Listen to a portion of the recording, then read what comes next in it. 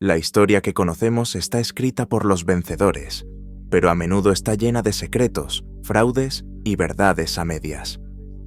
¿Qué pasaría si te dijera que uno de los inventos más asombrosos de su era fue una mentira magistral, y que uno de los imperios más imponentes de la historia fue en realidad un castillo de naipes a punto de derrumbarse? Hoy no vamos a contar una historia, sino varias. Viajaremos a un tiempo donde una máquina con engranajes podía humillar a Napoleón, donde un rey vikingo gobernaba los mares con puño de hierro y donde la línea entre el genio y el farsante era tan delgada que podía cambiar el mundo. Prepárate, porque vamos a desenterrar los secretos que se esconden detrás de las leyendas. El misterio del turco mecánico. En el suntuoso palacio de Schönbrunn, en la Viena de 1770, el aire de la corte real se llenó de exclamaciones de asombro. Ante la mirada atónita de la emperatriz María Teresa y sus invitados, un misterioso autómata, ataviado con un turbante y lujosas túnicas otomanas, ejecutaba su primer movimiento de ajedrez contra un oponente humano. La figura, de tamaño natural y con la apariencia de un hechicero oriental, se sentaba tras un voluminoso mueble de madera, rematado por un tablero de ajedrez. Con el zumbido de un mecanismo de relojería, la mano de madera del autómata se alzó, cogió un peón y lo avanzó por el tablero, dando la inequívoca impresión de que pensaba por sí mismo. Aquella asombrosa máquina estaba destinada a convertirse en una leyenda. Durante las siguientes décadas, derrotaría a algunas de las mentes más brillantes de la época, incluyendo a figuras de la talla de Benjamin Franklin y Napoleón Bonaparte. Durante más de 80 años, este ingenio recorrió Europa y América, asombrando al público como el primer robot jugador de ajedrez del mundo. Sin embargo, detrás del asombro y los aplausos, se ocultaba uno de los engaños más elaborados y fascinantes de la historia. Esta es la crónica del turco mecánico. ¿Qué fue? ¿Quién lo construyó? ¿Cómo funcionaba? ¿Y de qué manera logró engañar al mundo? Pero antes de desvelar sus secretos, es crucial entender que esta máquina no fue un simple fraude. Su existencia, como se descubriría más tarde, inspiraría directamente la creación del primer computador mecánico, encendiendo la chispa que conduciría a la era de la información. A primera vista, el turco mecánico parecía ser un autómata de una complejidad sin precedentes, capaz de jugar partidas de ajedrez de forma autónoma. La máquina consistía en un maniquí de tamaño real, con un rostro de cera, barba negra y ojos grises, vestido a la moda turca. Sentado ante un gran mueble de madera de aproximadamente 1 metro de largo, la figura reposaba una mano sobre el gabinete mientras sostenía una larga pipa con la otra. Sobre el mueble, un tablero de ajedrez esperaba a su próximo retador, y un cajón contenía un elegante juego de piezas de marfil. Para dar comienzo al espectáculo, el presentador abría de forma dramática las distintas puertas del mueble, revelando un intrincado laberinto de engranajes, cilindros y palancas. Este acto de teatralidad tenía un propósito claro: demostrar que no había espacio para que una persona pudiera esconderse en su interior. Tras cerrar los paneles y dar cuerda a la máquina con una llave, el autómata cobraba vida. Su cabeza giraba de lado a lado, examinando el tablero, y su brazo mecánico se extendía para mover las piezas con una destreza sorprendente. En una era anterior a los ordenadores, el efecto era tan convincente como inquietante. El turco mecánico parecía, a todos los efectos, una máquina pensante. A pesar de su impecable actuación, el turco era en realidad una ilusión mecánica, un mueble ingeniosamente diseñado para ocultar a un maestro de ajedrez humano que operaba la maquinaria desde dentro. Para los observadores, parecía pura genialidad relojera, pero en sus entrañas de madera se escondía un compartimento secreto. El elaborado interior estaba diseñado para engañar la vista. Al abrir un lado del mueble, se mostraban densos engranajes. Al abrir otro, un espacio aparentemente vacío. Todo estaba orquestado para sugerir que el interior de la máquina era completamente visible y libre de trucos. Mediante un sistema de palancas y un tablero similar a un pantógrafo, el operador oculto podía ver los movimientos en un pequeño tablero de ajedrez interno y, a su vez, controlar el brazo del turco para replicar sus jugadas en el tablero exterior. Este engaño se mantuvo en el más absoluto secreto durante décadas. Para el mundo, el turco mecánico era un sabio autómata, una maravilla robótica temprana, cuando en realidad era un magistral truco de magia disfrazado de innovación científica. El cerebro detrás del turco mecánico fue Wolfgang von Kempelen, un inventor e ingeniero de origen húngaro, al servicio de la corte de los Habsburgo. La historia de su origen es casi tan intrigante como la propia máquina. Todo comenzó en 1769, cuando Kempelen asistió a un espectáculo de magia en la corte de la emperatriz María Teresa de Austria. Poco impresionado por las ilusiones de un prestidigitador francés, Kempelen proclamó audazmente a la emperatriz que él podría crear un espectáculo mucho más asombroso. Con esa promesa, y con un plazo de 6 meses para cumplirla, Kempelen regresó en 1770 con su extraordinario autómata jugador de ajedrez. Bautizado oficialmente como el jugador de ajedrez autómata, el público no tardó en apodarlo el turco por su exótica apariencia. La demostración inicial de Kempelen fue una auténtica sensación. En el gran salón del Palacio de Schönbrunn, desveló su creación e invitó a los cortesanos a enfrentarse a ella. Tras mostrar el mecanismo interno y darle cuerda, comenzó una partida. El autómata no solo realizaba movimientos legales, sino que lo hacía con una lógica decisiva e inteligente. Ganó una partida tras otra contra todos los retadores de la corte, dejando a la emperatriz y a sus invitados completamente atónitos. Aparentemente, Kempelen había cumplido su promesa, creando una máquina que parecía pensar por sí misma y que capturaba a la perfección la fascinación de la ilustración por los autómatas y las curiosidades intelectuales. Sin embargo, Kempelen, un respetado funcionario e inventor, no tenía intención de convertirse en un feriante. Consideraba al turco una simple curiosidad, no la obra de su vida. Tras el revuelo inicial, desmanteló la máquina y la guardó, tratándola como un truco de salón que ya había cumplido su propósito. No fue hasta años más tarde, tras la muerte de María Teresa, que el noble húngaro se vio presionado para resucitar a su autómata. El hijo de la emperatriz, el emperador José II, había oído hablar de la maravillosa máquina de ajedrez y solicitó que fuera restaurada para entretener a dignatarios extranjeros. Cumpliendo el deseo del emperador, Kempelen reconstruyó el turco mecánico y se embarcó en una gira por Europa en la década de 1780, asumiendo a regañadientes el papel de showman itinerante. Una vez en ruta, el turco mecánico demostró ser un éxito rotundo. Viajó por toda Europa, dejando un rastro de oponentes derrotados y audiencias maravilladas. En 1783, Kempelen llevó el autómata a París, donde causó un gran revuelo entre la intelectualidad francesa.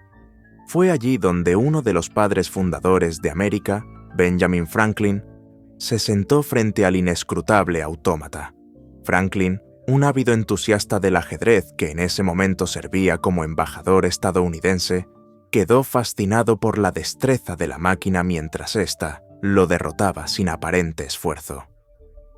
Poco después, el jugador de ajedrez más fuerte del mundo, en aquel periodo, François-André Philidor, también desafió al turco. Philidor logró vencer a la máquina en una célebre partida en 1793, pero incluso él declaró que había sido una de las partidas más difíciles que había jugado jamás. El hecho de que el autómata pudiera poner en aprietos a un gran maestro de la talla de Philidor no hizo más que aumentar el misticismo del turco. Quizás el encuentro más famoso tuvo lugar en 1809, cuando Napoleón Bonaparte, ya emperador de los franceses, organizó una partida contra el turco en el mismo palacio de Schönbrunn donde había debutado. La partida se ha convertido en leyenda. Un Napoleón intrigado se sentó a jugar y para poner a prueba los límites del autómata, decidió hacer trampas. En uno de sus primeros movimientos, realizó deliberadamente una jugada ilegal. El turco, imperturbable, respondió devolviendo con calma la pieza de Napoleón a su posición original. Divertido, el emperador intentó una segunda jugada ilegal. Esta vez, el autómata retiró la pieza de Napoleón del tablero por completo. Cuando Napoleón intentó un tercer movimiento antirreglamentario, el turco barrió dramáticamente el tablero con su brazo, derribando todas las piezas al suelo en una muestra de irritación mecánica. Napoleón, sorprendido, soltó una carcajada ante la asertiva personalidad de la máquina. A continuación, jugó una partida limpia y tras 19 movimientos, inclinó su rey en señal de rendición. Esta anécdota, ya sea real o adornada con el tiempo, encapsula el atractivo casi teatral del turco. Se había convertido en una celebridad por derecho propio. Tras la muerte de Wolfgang von Kempelen en 1804, la propiedad del autómata pasó a un músico y empresario bávaro llamado Johann Maelzel. Maelzel, conocido por inventar el metrónomo, vio un enorme potencial comercial en el autómata y lo llevó a nuevas y extensas giras, primero por Europa y más tarde a los Estados Unidos.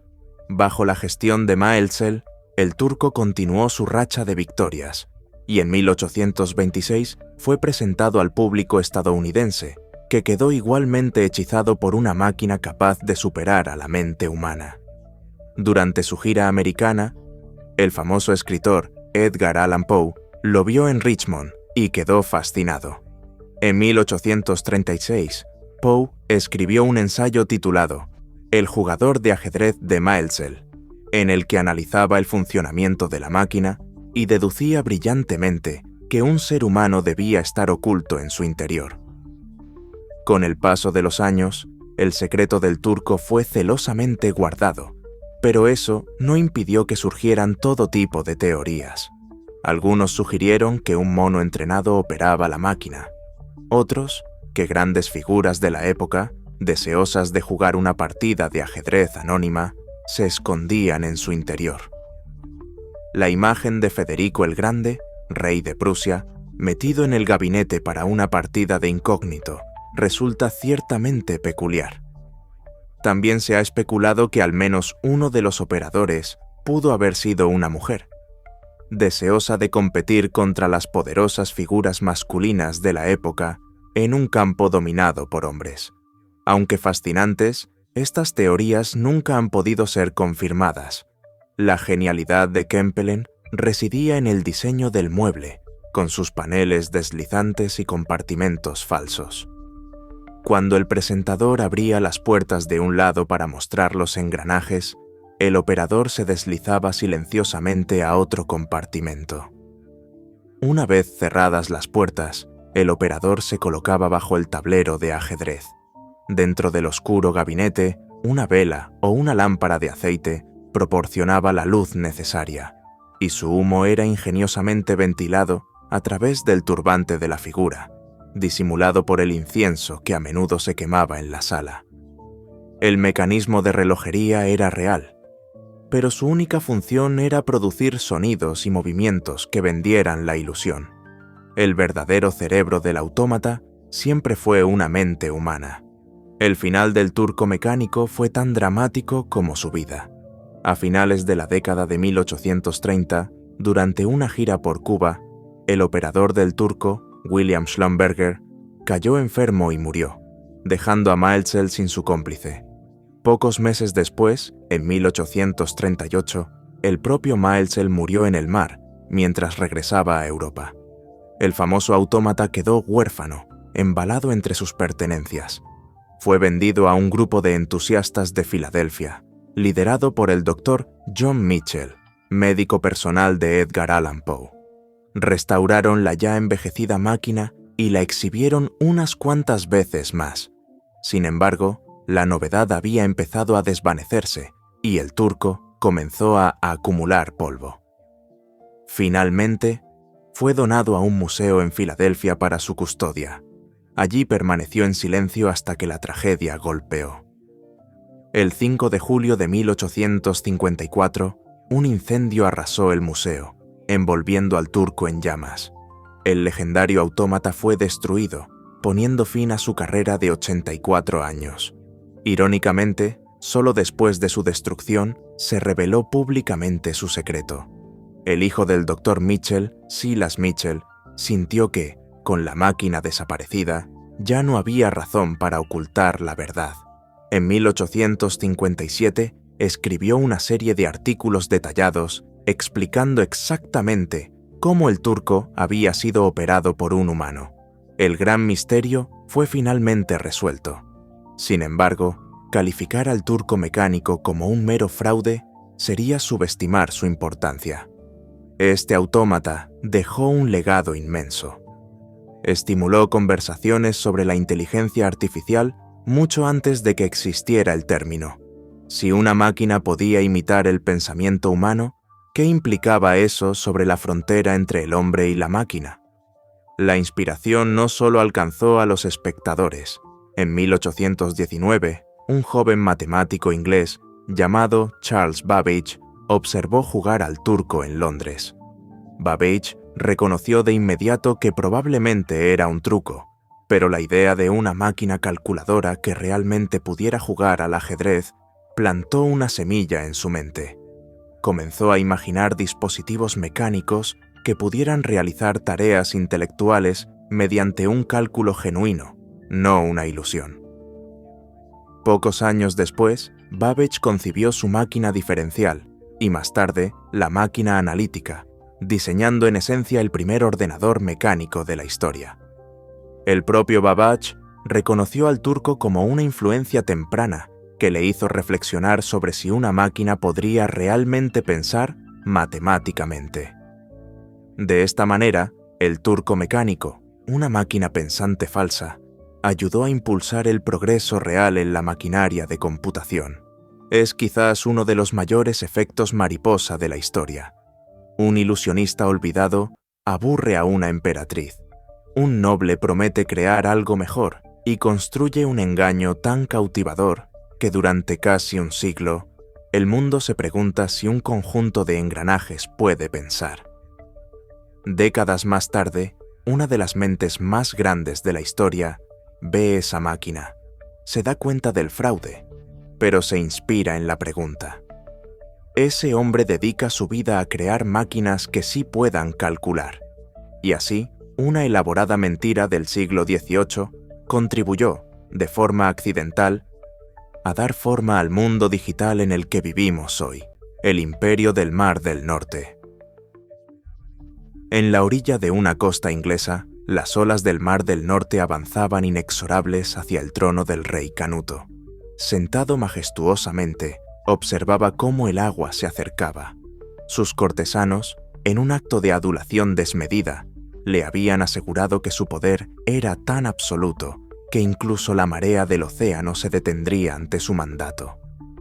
Canuto, un hombre forjado en la brutal realidad del mundo vikingo, sabía que aquello era una necedad, y mientras el agua fría bañaba sus pies, el rey demostró a su séquito que ningún monarca mortal podía controlar los mares. Sin embargo, durante un breve y deslumbrante momento en el siglo XI, Canuto el Grande comandó casi todo lo que rodeaba ese mismo Mar del Norte. Gobernó Inglaterra, Dinamarca y Noruega, e incluso extendió su influencia sobre partes de Suecia y Escocia, uniendo estos reinos lejanos bajo una sola corona. Los historiadores posteriores bautizarían este dominio como el Imperio del Mar del Norte, una imagen que evoca un gran poder marítimo vikingo. Pero, ¿fue el reino de Canuto realmente un imperio en el sentido estricto de la palabra? ¿O fue simplemente una unión personal fugaz, mantenida cohesionada únicamente por la voluntad y el carisma de un hombre formidable? Para responder a esta pregunta, debemos sumergirnos en la historia de lo que fue el Imperio del Mar del Norte, cómo se formó y qué nos dice la historia moderna sobre su verdadera naturaleza y su legado.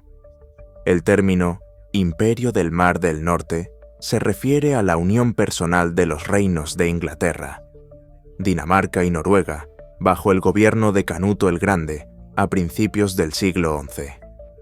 En lugar de ser un estado único y unificado, era una colección de reinos separados, todos gobernados por un solo hombre. Canuto nunca se proclamó emperador de un nuevo reino consolidado. En cambio, fue simultáneamente rey de Inglaterra, rey de Dinamarca y rey de Noruega. Cada reino conservó sus propias leyes, sus propias instituciones y su propia nobleza. En esencia, era un dominio cuyo centro neurálgico era el mar y cuyas partes estaban conectadas por las rutas marítimas que lo surcaban. El propio nombre, Imperio del Mar del Norte, es una construcción histórica moderna. Fueron los historiadores de principios del siglo XX quienes acuñaron el término para describir el dominio de Canuto. Sus contemporáneos medievales no usaban un título tan grandilocuente, simplemente hablaban de los reinos individuales. Por lo tanto, la etiqueta de imperio confiere un aura de unidad imperial a lo que en realidad fue una unión dinástica de coronas. A diferencia del Imperio Romano, donde una autoridad central gobernaba tierras diversas, el reino de Canuto se mantenía unido por su poder personal, la lealtad que podía imponer y las vías fluviales comunes del Mar del Norte. La historia de este imperio comienza con la ambición y el oportunismo característicos de la era vikinga. El padre de Canuto, Sven Barba Ahorquillada de Dinamarca, había codiciado durante mucho tiempo el rico reino de Inglaterra. Tras décadas de incursiones vikingas, Sven finalmente logró conquistar Inglaterra en el año 1013. En ese momento, gobernó brevemente sobre Dinamarca, Noruega e Inglaterra, convirtiéndose en el primero en unir los tres tronos. Sin embargo, su triunfo fue efímero. Sven murió repentinamente en 1014, apenas unas semanas después de ser coronado rey de Inglaterra. A su muerte, su incipiente reino se hizo añicos. La nobleza inglesa restauró a su rey exiliado, Etelredo el Indeciso, mientras que en Escandinavia, el hijo mayor de Sven, Harald, asumió el trono danés, y Noruega se independizó.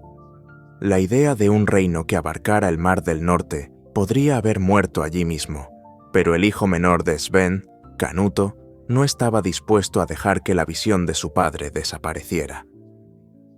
Con poco más de 20 años, pero ya un experimentado príncipe guerrero, Canuto regresó a Inglaterra en 1015, al frente de una formidable coalición de vikingos. El reino inglés estaba sumido en el caos. El gobierno del rey Etelredo había sido débil y estaba plagado de luchas internas. A su muerte, su hijo, Edmundo Brazo de Hierro, demostró ser un adversario mucho más formidable. Tras una serie de brutales batallas que culminaron en el feroz enfrentamiento de Asandún en 1016, Canuto derrotó a las fuerzas de Edmundo. Los agotados rivales firmaron un tratado para dividir el reino. Canuto tomaría el norte y Edmundo el sur, pero el destino intervino una vez más. A finales de 1016, Edmundo murió repentinamente, dejando a Canuto como el indiscutible rey de toda Inglaterra. En el día de Navidad de 1016, Canuto fue coronado en Londres. Un conquistador vikingo se sentaba en el trono inglés, pero a diferencia de su padre, su reinado no duraría semanas, sino décadas. Una vez asegurado el trono, Canuto actuó con una astucia política formidable. Eliminó a los nobles ingleses que se le oponían, pero recompensó generosamente a quienes lo apoyaron.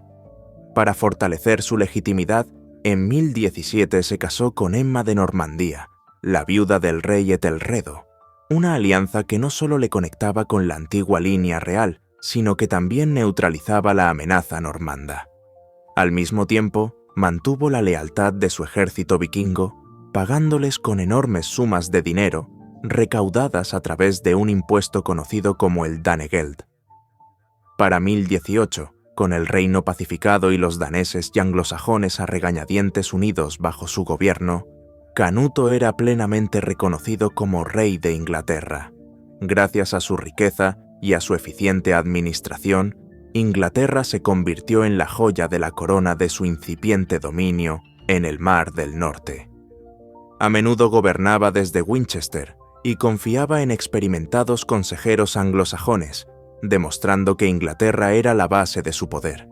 Mientras tanto, los acontecimientos en Escandinavia pronto le entregarían otra corona. Su hermano mayor, el rey Harald de Dinamarca, murió sin heredero en 1018. Como hijo superviviente de Sven Barba Ahorquillada, Canuto reclamó el trono danés y navegó hacia Dinamarca en 1019 para asumir el reinado. Hubo poca oposición. La nobleza danesa aceptó a Canuto, especialmente dada su nueva riqueza y el ejército endurecido en batalla, financiado con el tesoro inglés. Ahora, Canuto era rey de Inglaterra y de Dinamarca. Con Dinamarca asegurada y una Suecia contenida, Canuto dirigió su atención a Noruega, el tercer pilar de su tríada del Mar del Norte. Noruega estaba gobernada por Olaf II, un rey cada vez más impopular entre sus propios nobles. En 1028, Canuto reunió una flota masiva de 50 barcos y navegó hacia Noruega. Olaf, incapaz de hacer frente a tal ofensiva, vio cómo su apoyo se desvanecía. A medida que Canuto desembarcaba en la costa noruega, los jefes locales le juraron lealtad. Olaf huyó al exilio y sin apenas derramar sangre, Canuto fue aclamado como rey de Noruega, añadiendo la tercera corona a su colección. Para 1028, Canuto había alcanzado un imperio en toda su extensión. Inglaterra, Dinamarca y Noruega estaban bajo su único mandato. En los años siguientes, también adquiriría influencia sobre Escocia y partes de Suecia.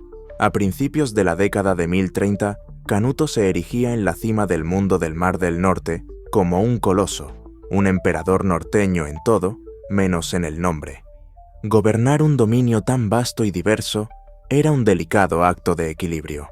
Los reinos de Canuto estaban separados por el mar y poseían culturas, lenguas y tradiciones distintas. Canuto demostró ser un gobernante astuto y adaptable. En Inglaterra adoptó en gran medida las tradiciones de gobierno anglosajonas, manteniendo intacto el sistema administrativo. En Dinamarca y Noruega gobernaba de forma más indirecta, nombrando regentes de confianza para gobernar en su ausencia, mientras él residía principalmente en Inglaterra. Su imperio funcionaba como reinos separados, coordinados por las directivas de un rey poderoso. Canuto también tomó medidas para una mayor integración. Intentó modernizar la economía danesa, introduciendo la acuñación de monedas al estilo inglés, con la esperanza de crear una moneda uniforme que facilitara el comercio. Aunque este esfuerzo no tuvo un éxito completo, su reinado transformó brevemente el Mar del Norte en una especie de Mediterráneo vikingo, donde los mercaderes podían viajar con mayor seguridad entre sus tierras, inaugurando una mini-edad de oro de comercio y prosperidad. Además de su habilidad militar y política, Canuto entendió la importancia de la legitimidad religiosa. Aunque era descendiente de vikingos paganos, se presentó como un devoto rey cristiano. Fue un generoso mecenas de la Iglesia, lo que le granjeó la aceptación de la población anglosajona.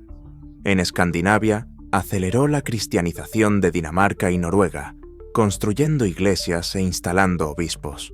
Al favorecer a la Iglesia, Canuto se ganó la aprobación del Papa y de los gobernantes cristianos de Europa, algo que ningún señor de la guerra pagano podría haber logrado. Su jugada maestra diplomática llegó en 1027, cuando realizó una famosa peregrinación a Roma. Allí, asistió a la coronación del emperador del Sacro Imperio Romano Germánico, Conrado II. Logró asegurar peajes más bajos para los peregrinos y comerciantes de sus reinos y forjó una alianza con el imperio, la fuerza dominante en Europa occidental. Conrado II trató a Canuto como un igual, permitiéndole estar a su lado en la procesión, una marca de gran honor. La hija de Canuto se casó con el hijo de Conrado, vinculando la Casa Real del Mar del Norte con la dinastía más poderosa de Europa. Con estas acciones, Canuto pasó de ser un invasor conquistador a un monarca cristiano, respetado en el Club de los Reyes Europeos. Sin embargo, toda la estructura del Imperio del Mar del Norte descansaba sobre los hombros de un solo hombre, y en 1035, ese pilar fue retirado. Cuando el rey Canuto murió en noviembre de 1035, su imperio se derrumbó con una rapidez asombrosa. La debilidad inherente de una unión personal se hizo inmediatamente evidente. No había una burocracia imperial ni una constitución unificadora que mantuviera unidos estos reinos más allá de la persona de Canuto. Sus hijos se enzarzaron en disputas por el botín. Tras una breve lucha, Inglaterra quedó en manos de Haroldo Pies de Liebre, Dinamarca con Ardicanuto, y Noruega siguió su propio camino. En menos de una década desde el fallecimiento de Canuto, el Imperio del Mar del Norte se había desintegrado por completo. La corona inglesa finalmente regresó a la línea real anglosajona con Eduardo el Confesor. La visión de un estado imperial anglo-escandinavo duradero murió con su arquitecto. La velocidad de su colapso subraya que nunca fue un imperio integrado en un sentido estructural. Fue la creación de un solo hombre, y la muerte de ese hombre lo deshizo todo. Todo esto nos devuelve a la pregunta central. ¿Fue realmente un imperio? El consenso de los historiadores modernos es que el reino de Canuto se entiende mejor como una unión personal de tres reinos. El término Imperio del Mar del Norte es una abreviatura conveniente, pero puede ser engañoso. Canuto nunca creó un marco administrativo imperial que fusionara sus reinos. Dicho esto, los historiadores reconocen el alcance y la influencia impresionantes de su gobierno. Durante una generación, un solo hombre logró ejercer soberanía desde Inglaterra hasta el borde del círculo polar ártico. En ese sentido, el dominio de Canuto fue imperial en ambición y en alcance geográfico, sino en estructura formal. Al final, lo llamemos imperio o no, el dominio de Canuto el Grande en el Mar del Norte fue un logro extraordinario para su tiempo. Representó el apogeo del poder político de la era vikinga, un breve pero brillante momento en el que un gobernante escandinavo no solo se sentó en el trono de Inglaterra, sino que dominó todo el norte, forjando un vasto reino marítimo unido por las mismas aguas que, como él bien sabía, ningún hombre podía mandar. La estafa de la Torre Eiffel París. 1925. La ciudad de la luz bullía con la energía frenética de los años locos. Tras las cicatrices de la Gran Guerra, una ola de optimismo, arte y excesos recorría sus bulevares. La economía florecía, los negocios prosperaban y en el aire flotaba una sensación de que todo era posible. Fue en este escenario de ambición desbordada y cambio vertiginoso donde un hombre vio una oportunidad que nadie más había imaginado. Una oportunidad no para construir, sino para vender el alma de hierro de París. En la primavera de ese año, mientras leía un periódico en un café parisino, un hombre elegante y carismático llamado Victor Lustig se topó con un pequeño artículo. El texto detallaba los problemas logísticos y los enormes costes asociados al mantenimiento de la Torre Eiffel. Construida para la Exposición Universal de 1889, la torre nunca fue concebida como una estructura permanente. Para muchos parisinos, seguía siendo una monstruosidad metálica, y su futuro era un tema de debate recurrente. Mientras la mayoría de los lectores pasaron la página sin darle mayor importancia, la mente de Lustig se encendió. En ese artículo anodino no vio un problema de ingeniería, sino el germen de la estafa más audaz de la historia. Victor Lustig no era un hombre común.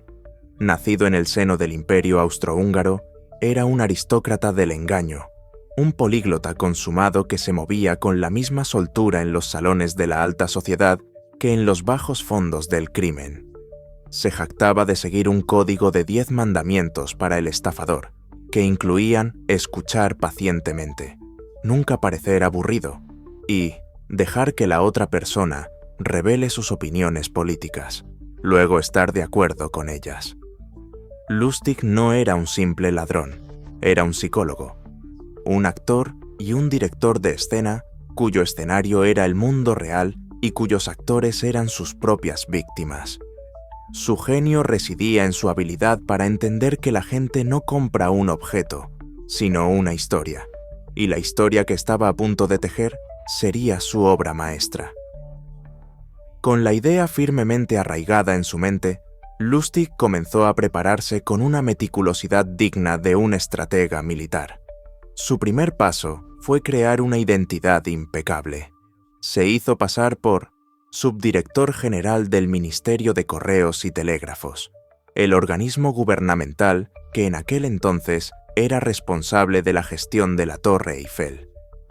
Para dar credibilidad a su personaje, invirtió una suma considerable en la falsificación de papelería oficial del gobierno, con membretes, sellos y una presentación absolutamente convincente. A continuación, redactó una serie de cartas confidenciales.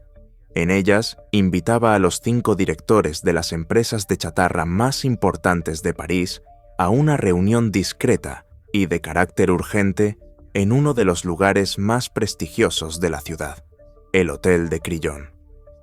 La elección del lugar no fue casual. El Crillon era un símbolo de lujo y poder, un lugar donde ministros y diplomáticos se reunían para discutir asuntos de Estado. Celebrar la reunión allí conferiría a su engaño un aura de legitimidad inexpugnable.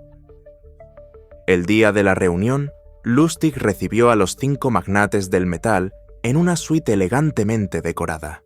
Su comportamiento era la encarnación de un funcionario público, serio, ligeramente agobiado por el peso de sus responsabilidades y con un aire de absoluta autoridad.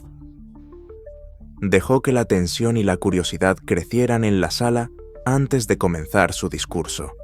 Con un tono solemne, les explicó que estaban allí debido a un asunto de Estado de la máxima sensibilidad. «Señores», comenzó, «el gobierno francés se enfrenta a una decisión difícil pero inevitable. Como saben, la Torre Eiffel ha sido una fuente de controversia desde su creación. Su mantenimiento se ha vuelto económicamente insostenible y, francamente, su estructura no encaja con la estética moderna de nuestra gran ciudad». Hizo una pausa, permitiendo que el peso de sus palabras calara en la audiencia. Por lo tanto, el gobierno ha tomado la decisión confidencial de desmantelar la Torre Eiffel y venderla como chatarra. En la sala se hizo un silencio sepulcral, seguido de murmullos de incredulidad. Lustig había presentado lo impensable como una decisión burocrática inevitable. Para reforzar su argumento, distribuyó documentos falsificados que detallaban los costes de mantenimiento y los informes de ingenieros que supuestamente recomendaban el desmantelamiento. Les explicó que, debido a la previsible protesta pública, la operación debía llevarse a cabo con la máxima discreción. Por eso los había elegido a ellos, los empresarios más reputados del sector, para presentar sus ofertas en secreto. Para añadir una capa final de autenticidad, Lustig los invitó a un recorrido de inspección por la torre en una limusina que había alquilado.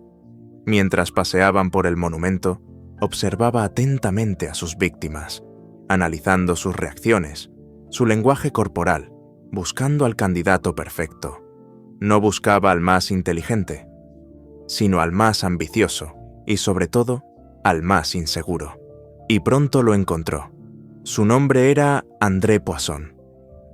Poisson era un hombre de negocios en ascenso, pero se sentía como un extraño en los tirarrogantes círculos de la élite parisina. Ansiaba un golpe de efecto, un acuerdo que lo catapultara a la primera línea y le ganara el respeto de sus pares. La oportunidad de ser el hombre que desmantelara la Torre Eiffel era exactamente el tipo de logro legendario que anhelaba. La ambición de Poisson lo hacía vulnerable, y Lustig lo supo de inmediato. Durante los días siguientes, mientras los empresarios preparaban sus ofertas, Poisson se mostró como el más entusiasta. Sin embargo, tenía una duda que lo carcomía, una duda alimentada por la prudente desconfianza de su esposa. ¿Por qué tanto secreto? ¿Por qué la prisa? ¿Por qué un asunto de tal magnitud se manejaba de una manera tan poco ortodoxa? La esposa de Poisson sospechaba que algo no encajaba. Sintiendo la vacilación de su presa, Lustig organizó una segunda reunión, esta vez a solas con Poisson. Era el momento crítico, el punto en el que la estafa podía triunfar gloriosamente o desmoronarse por completo. En lugar de ofrecer más garantías sobre la legitimidad del acuerdo, Lustig ejecutó el giro más brillante de su plan. Con una expresión de pesar, confesó la supuesta verdad a Poisson.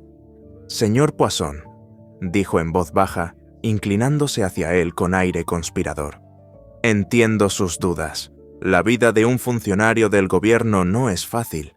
Nuestros salarios son modestos, pero nos movemos en círculos de gran opulencia. Se espera que representemos al Estado con un cierto estilo de vida que simplemente no podemos permitirnos». Lustig suspiró como si estuviera a punto de revelar una carga pesada. ¿Un trato de esta magnitud? Bueno, es costumbre que el funcionario a cargo reciba una pequeña gratificación para asegurar que todo fluya sin contratiempos. En ese instante, todas las dudas de André Poisson se desvanecieron. La explicación de Lustig no solo era plausible, sino que encajaba perfectamente con la cínica visión que Poisson tenía del mundo de los negocios y la burocracia. Un acuerdo gubernamental secreto y extraño era sospechoso, pero un funcionario corrupto que pedía un soborno era algo que podía entender. Le parecía real. La petición de un soborno, paradójicamente, autenticó la estafa entera. Poisson, aliviado, pagó a Lustig un generoso soborno para engrasar la maquinaria, y poco después entregó la oferta final por el metal de la torre, un cheque certificado por una suma astronómica. A cambio, recibió una factura de venta falsa, pero magníficamente elaborada. Tan pronto como el dinero estuvo en sus manos, Victor Lustig y su cómplice tomaron el primer tren a Viena, con una maleta llena de francos. Mientras tanto, André Poisson esperaba. Pasaron los días, luego las semanas. Esperaba la notificación oficial para comenzar la demolición, la noticia que lo convertiría en una leyenda del comercio parisino. Pero la notificación nunca llegó. Cuando finalmente reunió el valor para contactar al Ministerio de Correos y Telégrafos, la verdad lo golpeó con la fuerza de un martillo. No existía ningún subdirector general con ese nombre. Nadie en el gobierno había oído hablar jamás de un plan para vender la Torre Eiffel. Había sido estafado. La humillación de Poisson fue total. Había caído en una trampa tan monumental que contarlo a la policía era impensable. No solo quedaría en ridículo ante toda Francia, sino que también tendría que admitir que había intentado sobornar a un funcionario del gobierno, un delito que podría destruir su carrera y su reputación para siempre. Lustig había contado con ello. El orgullo y la vergüenza de su víctima eran su mejor póliza de seguro. El crimen nunca fue denunciado. Un mes más tarde, escondido en Viena, Lustig seguía leyendo los periódicos franceses, esperando noticias de su hazaña. Al no encontrar ninguna mención del escándalo, llegó a una conclusión de una audacia casi sobrehumana. Si había funcionado una vez, podía funcionar de nuevo. Regresó a París y, utilizando exactamente el mismo método, reunió a otro grupo de 5 magnates de la chatarra y volvió a venderles la Torre Eiffel. Esta vez, sin embargo, la suerte no estuvo completamente de su lado. Aunque logró cerrar el trato y cobrar de nuevo, una de sus nuevas víctimas, menos preocupada por la humillación, acudió a la policía. pero para cuando las autoridades comenzaron a investigar, Victor Lustig ya había huido a Estados Unidos, donde continuaría su carrera con estafas igualmente ingeniosas, llegando incluso a engañar al famoso gángster Al Capone. La leyenda de Victor Lustig, el hombre que vendió la Torre Eiffel 2 veces, perdura como el epítome del arte del engaño. No vendió 7.000 toneladas de hierro. Vendió una historia perfectamente adaptada y a las debilidades de su audiencia, su codicia, su ego y su miedo a la vergüenza. Su estafa es un recordatorio atemporal de que las estructuras más imponentes no siempre son las más difíciles de derribar. A veces, lo único que se necesita es la audacia de afirmar que están en venta. El falso príncipe, la historia del Amber Simnel, Inglaterra. Finales del siglo XV. El eco de las espadas y el hedor de la traición aún impregnaban el aire. Durante 3 décadas, la Guerra de las Rosas, una brutal contienda civil entre las casas de Lancaster y York, había desangrado al reino, dejando un rastro de reyes depuestos, nobles aniquilados y una corona inestable que pasaba de una cabeza a otra en el campo de batalla. En 1485, la batalla de Bosworth Field pareció poner fin al conflicto. Ricardo III, el último rey de la Casa de York, yacía muerto en el barro, y un nuevo monarca, Enrique VIII, de la Casa Tudor, ascendía al trono, uniendo las rosas roja y blanca a través de su matrimonio con Isabel de York. Pero la paz era frágil, casi una ilusión. El reinado de Enrique era una construcción delicada sobre un terreno plagado de resentimiento y ambición. Los partidarios de la Casa de York, despojados del poder, conspiraban en las sombras, buscando cualquier grieta en la armadura del nuevo rey, cualquier oportunidad para restaurar su linaje perdido. Sabían que para derrocar a un rey no bastaba con un ejército. Necesitaban un símbolo, una causa legítima encarnada en un heredero de sangre real. Y en un tiempo de incertidumbre y rumores, donde los príncipes podían desaparecer misteriosamente entre los muros de una torre, la línea entre la verdad y la ficción era peligrosamente delgada. Fue en este caldo de cultivo de intriga y desesperación donde nació una de las conspiraciones más extrañas y audaces de la historia de Inglaterra: la rebelión de un falso príncipe. La conspiración fue orquestada por un sacerdote de Oxford llamado Richard Simmons, un hombre astuto y ferviente partidario de la causa de York. Simmons sabía que la mayor debilidad de Enrique VII era la fragilidad de su derecho al trono.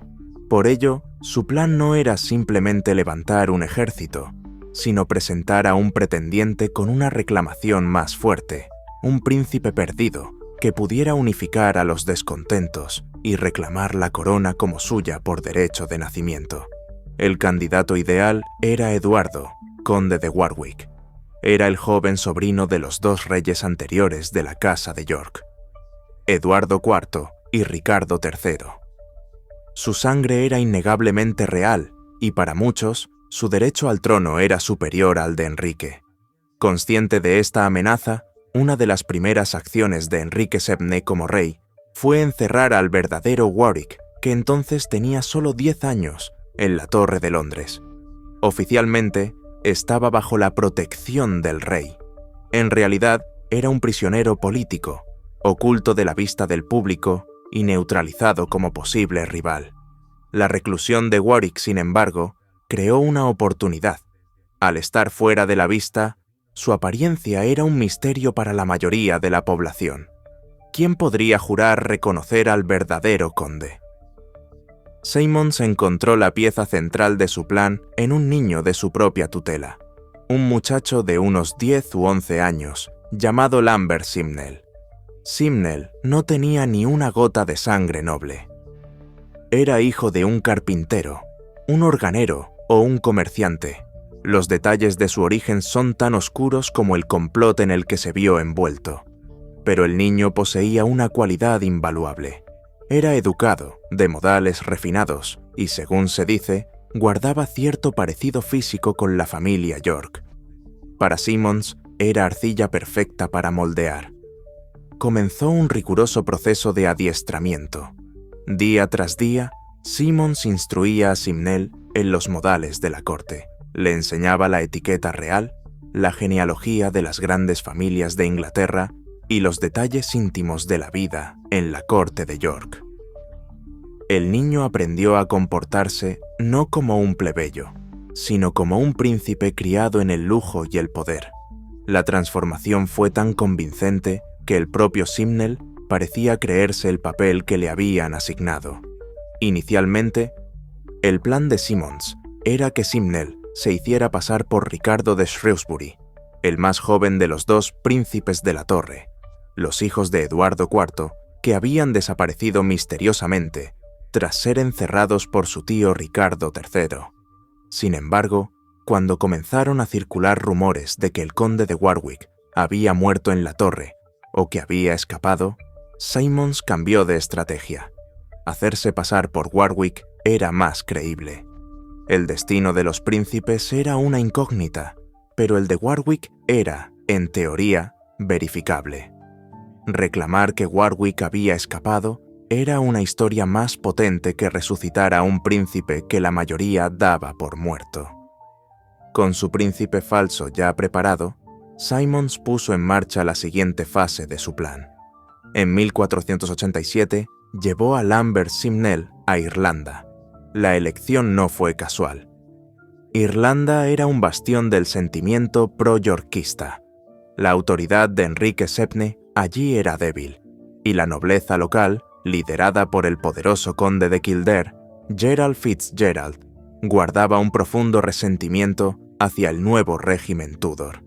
Irlanda sería el escenario perfecto para lanzar la rebelión. Cuando Simmons presentó a Simnel en Dublín como el conde de Warwick, la nobleza irlandesa lo acogió con los brazos abiertos. Para ellos, era una oportunidad de oro para desafiar a la corona inglesa y restaurar a sus antiguos señores. El conde de Kildare, el gobernante de facto de Irlanda, aceptó públicamente la historia del niño, a pesar de las evidentes dudas sobre su autenticidad. El cálculo político superaba cualquier necesidad de pruebas. Con el apoyo de Kildare y el resto de la aristocracia anglo-irlandesa, la conspiración ganó una legitimidad y una fuerza militar que Simmons nunca podría haber reunido por sí solo. El 24 de mayo de 1487, en la Catedral de Christ Church de Dublín, se celebró una ceremonia de coronación surrealista. Lambert Simnel, el hijo de un artesano, fue coronado como el rey Eduardo VI de Inglaterra. Como no había una corona real disponible, utilizaron una diadema de oro tomada de una estatua de la Virgen María. La noticia de la coronación se extendió como la pólvora, y la rebelión dejó de ser un simple complot para convertirse en una amenaza existencial para Enrique VII. El rey Tudor reaccionó con una mezcla de firmeza y astucia. Para demostrar el engaño, sacó al verdadero conde de Warwick de la Torre de Londres y lo hizo desfilar por las calles de la capital. Lo exhibió en la Catedral de San Pablo para que nobles y plebeyos pudieran verlo con sus propios ojos y atestiguar que el supuesto rey en Irlanda no era más que un impostor. Fue una jugada de propaganda brillante, pero para los conspiradores ya era demasiado tarde para dar marcha atrás. Estaban demasiado comprometidos. La rebelión había atraído a un poderoso aliado, John de la Pole, conde de Lincoln. Lincoln, sobrino de Ricardo III, había sido designado por el difunto rey como su heredero. Tenía su propia y legítima aspiración al trono, y aunque inicialmente había fingido lealtad a Enrique VII, vio en Simnel la herramienta perfecta para sus ambiciones. Huyó de la corte inglesa y se unió a la causa rebelde en Irlanda, aportando su prestigio y su experiencia militar. Más crucial aún fue el apoyo de Margarita de York, la hermana de los reyes Eduardo IV y Ricardo III, y duquesa viuda de Borgoña. Desde su corte en Flandes, Margarita era una enemiga implacable de la casa Tudor y financió generosamente la rebelión. contrató a una fuerza de 2000 mercenarios alemanes y suizos, veteranos de las guerras europeas, liderados por el experimentado comandante Martin Schwarz. Con un ejército compuesto por mercenarios europeos, tropas irlandesas y nobles ingleses exiliados, la invasión de Inglaterra era inminente. En junio de 1487, la flota rebelde zarpó de Dublín y desembarcó en la costa de Lancashire, en el norte de Inglaterra, una región con fuertes simpatías por la Casa de York. Lincoln esperaba que, al marchar hacia el sur, miles de ingleses descontentos se unirían a su causa. Sin embargo, la respuesta fue decepcionantemente tibia. La exhibición del verdadero Warwick por parte de Enrique había sembrado la duda, y el recuerdo de décadas de guerra civil hacía que muchos fueran reacios a unirse a otra rebelión incierta. Además, la presencia de un gran número de mercenarios irlandeses y alemanes en el ejército invasor fue vista con recelo por la población local. A pesar de la falta de apoyo masivo, el ejército rebelde, de unos 8000 hombres, avanzó hacia el sur. Enrique VII, que no había subestimado la amenaza, había reunido un ejército real considerablemente mayor, de unos 12.000 hombres, y marchó para interceptarlos. Los dos ejércitos se encontraron el 16 de junio de 1487, cerca del pequeño pueblo de East Stoke, en Nottinghamshire. La batalla de Stokefield fue la última y una de las más sangrientas de la Guerra de las Rosas. Los rebeldes, aunque superados en número, lucharon con una ferocidad desesperada. Los mercenarios alemanes de Martin Schwarz formaron un núcleo disciplinado y resistente, y los soldados irlandeses, mal equipados pero valientes, cargaron repetidamente contra las líneas reales. Durante 3 horas, la batalla fue un caos brutal y encarnizado.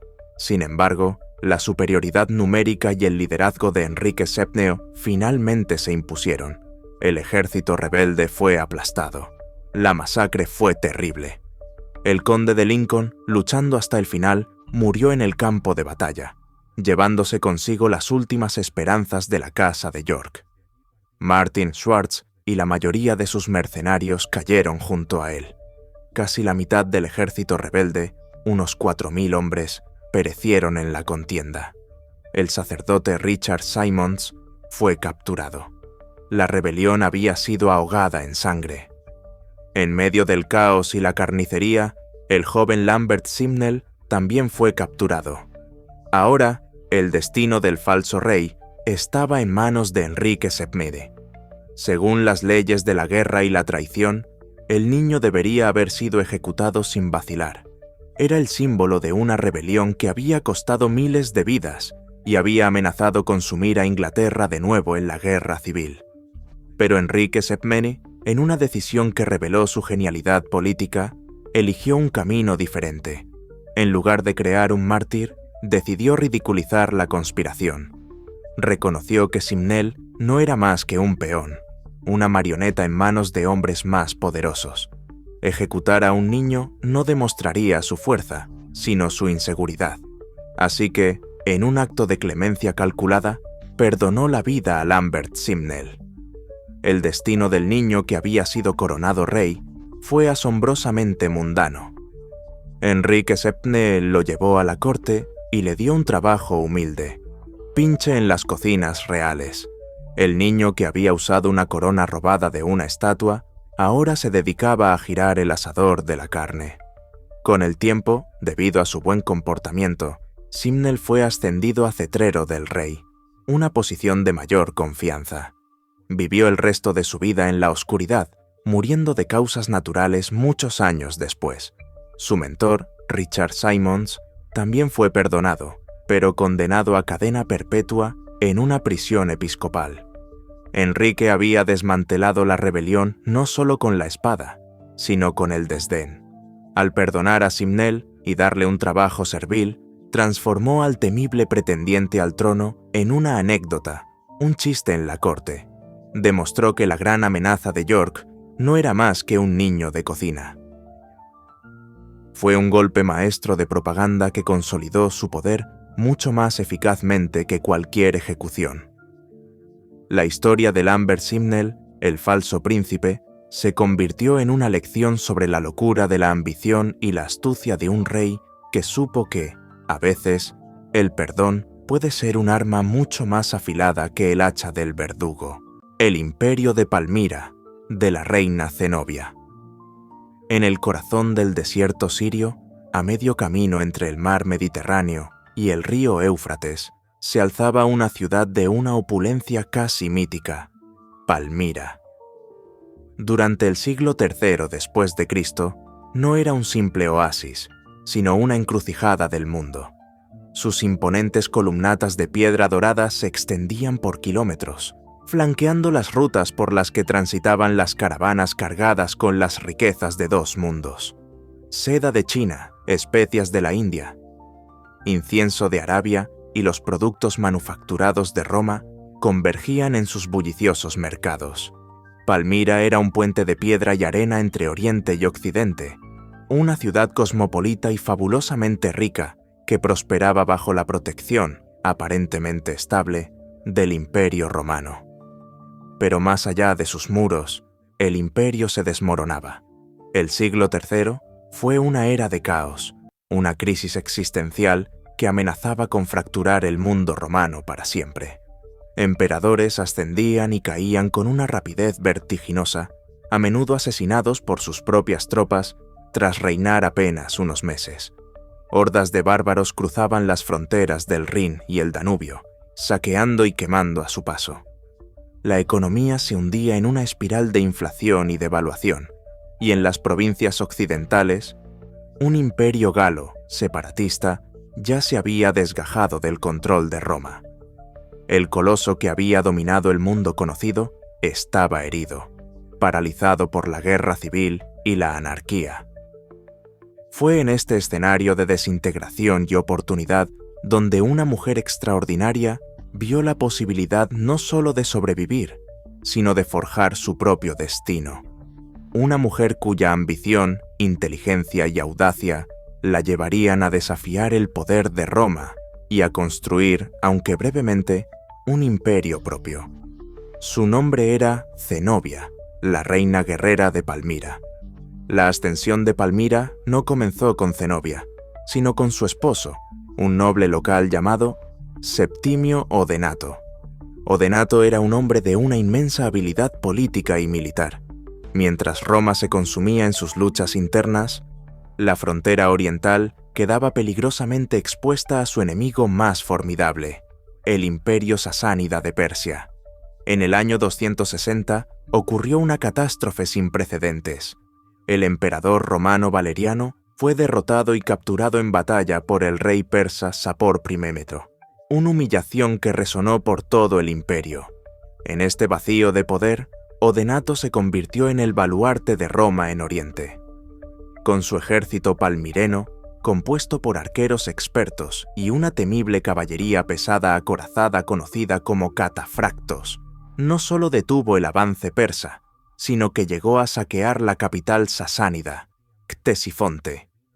En agradecimiento, un emperador agradecido pero distante le otorgó títulos sin precedentes, como corrector totius orientis o corrector de todo el Oriente. En la práctica, Odenato se convirtió en el gobernante de facto de las provincias orientales de Roma, desde Siria hasta Arabia. Palmira pasó de ser una ciudad cliente a la capital de un vasto dominio.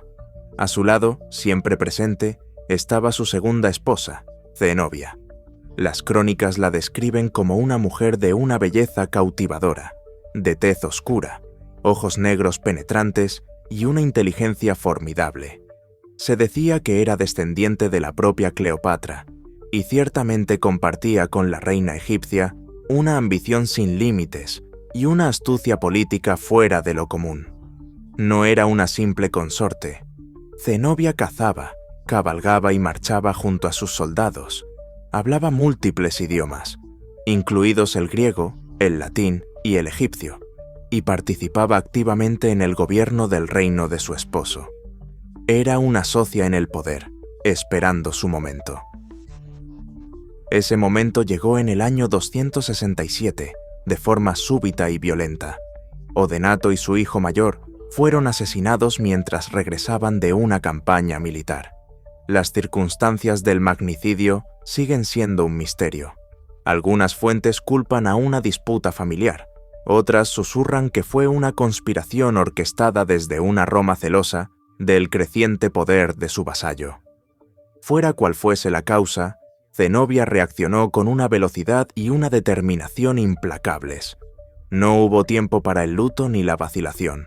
Con el heredero natural muerto, Zenobia se proclamó regente en nombre de su propio hijo, un niño llamado Babalato. Fue una jugada maestra. No reclamó el poder para sí misma, sino que se envolvió en el manto de la legitimidad dinástica, asegurando la lealtad del ejército y la nobleza de Palmira. Desde esa posición, consolidó su control sobre Siria y las provincias circundantes, amasando una fortuna y expandiendo su ejército. El protectorado que había gobernado Odenato en nombre de Roma se estaba transformando silenciosamente en el reino personal de Zenobia.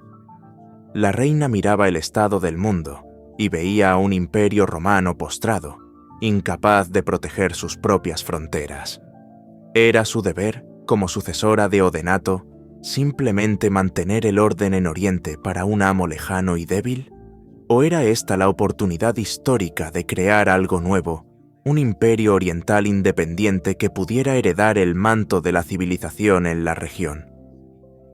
Zenobia eligió el camino de la ambición. En el año 270 lanzó su desafío abierto a Roma. Su general, Zabdas, al frente de un ejército de 70.000 hombres, invadió la provincia de Egipto. La elección del objetivo fue estratégica y simbólica. Egipto era el granero del Imperio Romano, la fuente de grano que alimentaba a la propia capital. Controlar Egipto no solo era un golpe económico devastador para Roma, sino que también conectaba a Zenobia con su supuesta antepasada, Cleopatra. Tras una breve pero sangrienta campaña, Alejandría cayó. Zenobia había arrancado la provincia más rica del control imperial, pero no se detuvo ahí. Sus ejércitos marcharon hacia el norte, conquistando gran parte de Anatolia, la actual Turquía. En menos de 2 años, había forjado un imperio que se extendía desde el Nilo hasta el Bósforo. El imperio palmireno era una realidad. En su capital, Zenobia presidía una corte brillante y multicultural, atrayendo a filósofos, eruditos y artistas. Se presentaba no como una simple regente, sino como una reina de Oriente, una monarca helenística heredera de Alejandro Magno y de los Ptolomeos. El desafío a Roma se hizo explícito en las monedas. Al principio, las acuñaciones de Palmira mostraban el busto de su hijo Babalato en un lado y el del emperador romano en el otro. Pero pronto, la imagen del emperador desapareció, reemplazada por la de la propia Zenobia, con el título de Augusta o emperatriz. Era una inconfundible declaración de independencia. Había trazado una línea en la arena del desierto, y Roma no podía ignorarla. Y Roma respondió. En el mismo año de la invasión de Egipto, un nuevo emperador ascendió al trono, Lucio Domicio Aureliano. Aureliano no era un aristócrata decadente de la capital, sino un soldado de carrera de origen humilde, un general brillante, enérgico y absolutamente despiadado. Su misión, autoimpuesta, era reunificar el imperio fracturado. Se otorgó a sí mismo el título de Restitutor Orbis, el restaurador del mundo. Y para restaurar el mundo, primero tenía que destruir a sus rivales. Tras asegurar las fronteras europeas y aplastar al imperio galo en Occidente, Aureliano volvió su mirada de águila hacia el este. En la primavera del 272, al frente de sus legiones veteranas, cruzó el Bósforo y comenzó su fulminante campaña contra el imperio de Zenobia. Anatolia cayó rápidamente. La reina, subestimando la velocidad y la determinación de su oponente, reunió a su ejército para enfrentarse a los romanos en Siria. Los dos ejércitos se encontraron en la batalla de Imae, cerca de Antioquía. La fuerza de Zenobia residía en su caballería pesada, los catafractos, jinetes y caballos cubiertos de armadura de la cabeza a los pies. Aureliano, un maestro estratega, utilizó una táctica ingeniosa. Ordenó a su caballería ligera que fingiera una retirada, atrayendo a los pesados y lentos catafractos palmirenos a una persecución agotadora bajo el ardiente sol sirio. Cuando la caballería de Zenobia estuvo exhausta y desorganizada, la infantería y la caballería romana contraatacaron, aniquilándolos. Una segunda batalla en Emesa tuvo el mismo resultado. El ejército de Zenobia fue destrozado. La reina, derrotada pero no vencida, se retiró tras los formidables muros de Palmira, preparándose para un largo asedio. Confiaba en que las murallas de su ciudad y la inmensidad del desierto que la rodeaba desgastarían a los romanos. Pero Aureliano era implacable. Sus legiones rodearon la ciudad, cortando sus rutas de suministro. El asedio se prolongó durante meses. Viendo que la situación era desesperada, Zenobia tomó una última y audaz decisión. Al amparo de la noche, se deslizó fuera de la ciudad montada en el dromedario más veloz que pudo encontrar. Su objetivo era cruzar el desierto, llegar a Persia y convencer a los sasánidas de unirse a ella en una guerra contra su enemigo común, Roma. Era una carrera contra el tiempo, pero los exploradores de Aureliano estaban alerta. Una unidad de caballería ligera fue enviada en su persecución. La alcanzaron justo cuando estaba a punto de cruzar el río Éufrates hacia la libertad. La reina de Oriente fue capturada. Cuando la noticia de la captura de su reina llegó a Palmira, la moral de la ciudad se derrumbó. Las puertas se abrieron y la ciudad se rindió a Aureliano. El destino de Zenobia se ha convertido en materia de leyenda. La versión más dramática cuenta que fue llevada a Roma para ser la pieza central del magnífico desfile triunfal de Aureliano. Se dice que caminó por las calles de la capital encadenada con grilletes de oro macizo, tan pesados que apenas podía sostenerse, una exhibición humillante de la gloria restaurada de Roma. Sin embargo, otros historiadores ofrecen un final diferente y más plausible. Cuentan que Aureliano, impresionado por su valor y su inteligencia, le perdonó la vida. Le concedió una lujosa villa en Tívoli, cerca de Roma, donde vivió el resto de sus días como una noble romana. Sus hijos, según esta versión, se casaron con miembros de la aristocracia romana, y su linaje se perpetuó dentro del mismo imperio que ella había intentado desmembrar. Palmira no tuvo tanta suerte. Poco después de la partida de Aureliano, la ciudad se rebeló de nuevo. Esta vez, el emperador no mostró clemencia. Regresó, tomó la ciudad por asalto y permitió a sus soldados saquearla sin piedad. Los templos fueron despojados, sus muros derribados y gran parte de la magnífica ciudad fue reducida a escombros. La era dorada de Palmira había terminado para siempre. El imperio de Zenobia duró menos de una década, un destello brillante y fugaz en la larga historia de Roma. Pero su legado perdura. Fue una mujer que, en una era dominada por hombres y definida por la guerra, se forjó un imperio con su propia voluntad. Desafió al estado más poderoso del mundo, y por un momento pareció que podría triunfar. La historia de la reina Zenobia es un recordatorio de que incluso en los tiempos más oscuros y caóticos, pueden surgir figuras de una ambición y una grandeza extraordinarias, dejando una leyenda que el tiempo no puede borrar. El fraude del hombre de Piltdown. A principios del siglo XX, el mundo de la ciencia estaba consumido por una búsqueda febril, una obsesión que definía la carrera de paleontólogos y antropólogos, la caza del eslabón perdido. La teoría de la evolución de Charles Darwin había echado raíces, pero el árbol genealógico de la humanidad seguía lleno de huecos. Se buscaba con fervor el fósil definitivo, la criatura ancestral que uniera al simio y al hombre, y que probara, de una vez por todas, el origen de nuestra especie. En esta carrera científica, las naciones competían con un fervor casi patriótico. Alemania se enorgullecía de su hombre de Neandertal, Francia de su hombre de Cromañón, e incluso en la lejana isla de Java se había desenterrado al hombre de Java. Pero la Gran Bretaña, cuna de Darwin y epicentro del pensamiento evolucionista, se sentía humillantemente vacía. En su propio suelo no había aparecido ningún antepasado humano significativo. Esta herida en el orgullo nacional creó un anhelo colectivo, un deseo tan intenso de encontrar a su primer británico, que el terreno quedó abonado no para un descubrimiento, sino para un engaño.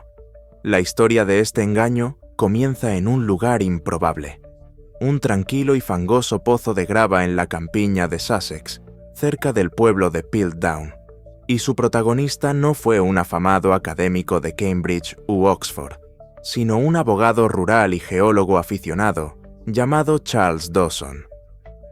Dawson era una figura respetada en su comunidad, un anticuario apasionado y un cazador de fósiles, con un talento asombroso para encontrar hallazgos notables.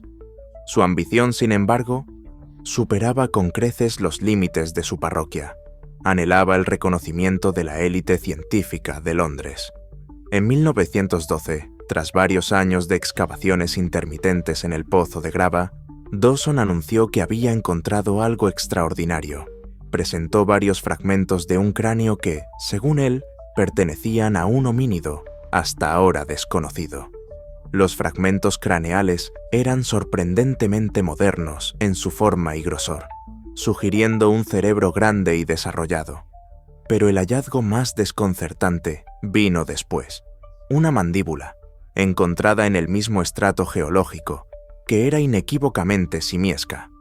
Tenía la forma y las características de la de un chimpancé o un orangután, salvo por un detalle crucial.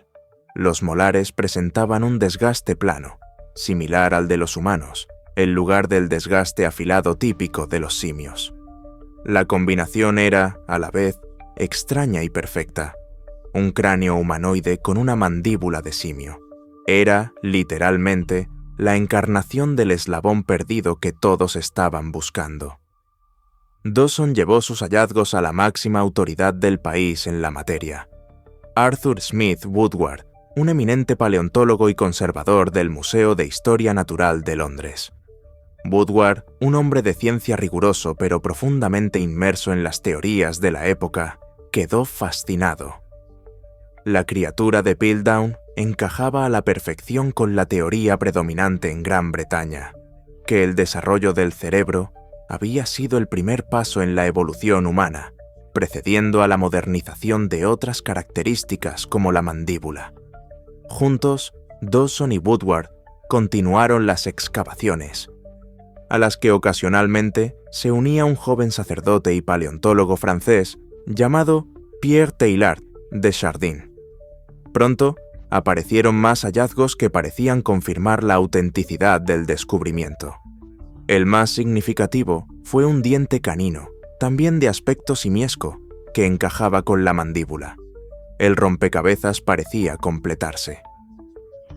El 18 de diciembre de 1912, en una reunión solemne de la Sociedad Geológica de Londres, Smith Woodward presentó formalmente al mundo a Leoanthropus dawsoni, el hombre del amanecer de Dawson. La noticia fue una sensación internacional. Gran Bretaña había encontrado por fin a su antepasado, un ser que había vivido hacía 500.000 de años en las brumas de la prehistoria inglesa. El hombre de Piltdown fue aclamado como el descubrimiento paleoantropológico más importante del siglo. Se escribieron libros, se hicieron réplicas que se exhibieron en museos de todo el mundo, y la reputación de Charles Dawson quedó inmortalizada.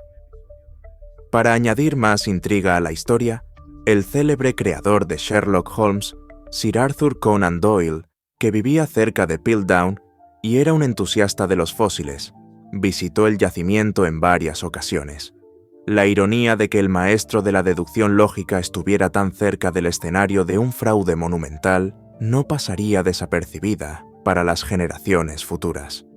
A pesar del entusiasmo generalizado, no todos estaban convencidos.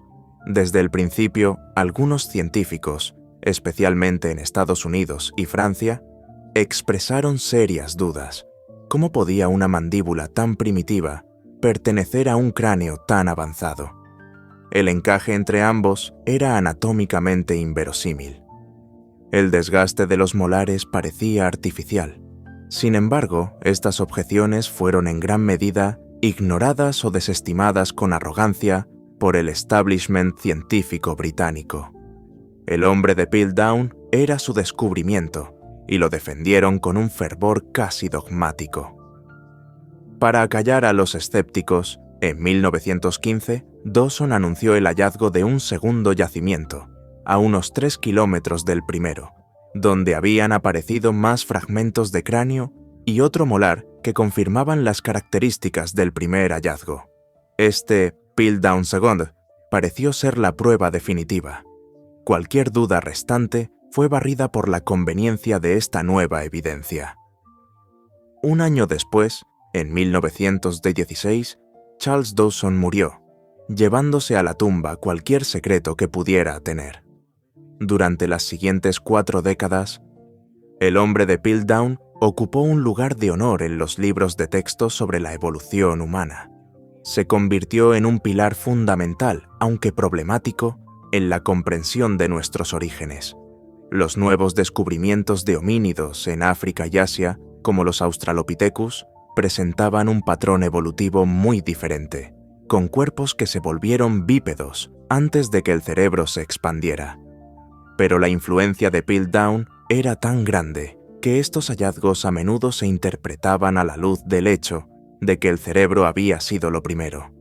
El fraude no era solo una curiosidad, era un obstáculo activo para el progreso científico, un dato falso que desviaba el curso de la investigación durante casi medio siglo. El principio del fin llegó en 1949. La ciencia había desarrollado nuevas herramientas de investigación que los descubridores originales nunca hubieran imaginado. Una de ellas era la prueba de datación por flúor, desarrollada por un químico del Museo de Historia Natural llamado Kenneth Oakley. El método se basaba en un principio simple. Los huesos enterrados en el suelo absorben flúor del agua subterránea a un ritmo relativamente constante. Por lo tanto, los huesos que han estado enterrados juntos durante el mismo tiempo deberían tener concentraciones de flúor similares. Cuando Oakley aplicó esta prueba a los restos del hombre de Piltdown, los resultados fueron sísmicos.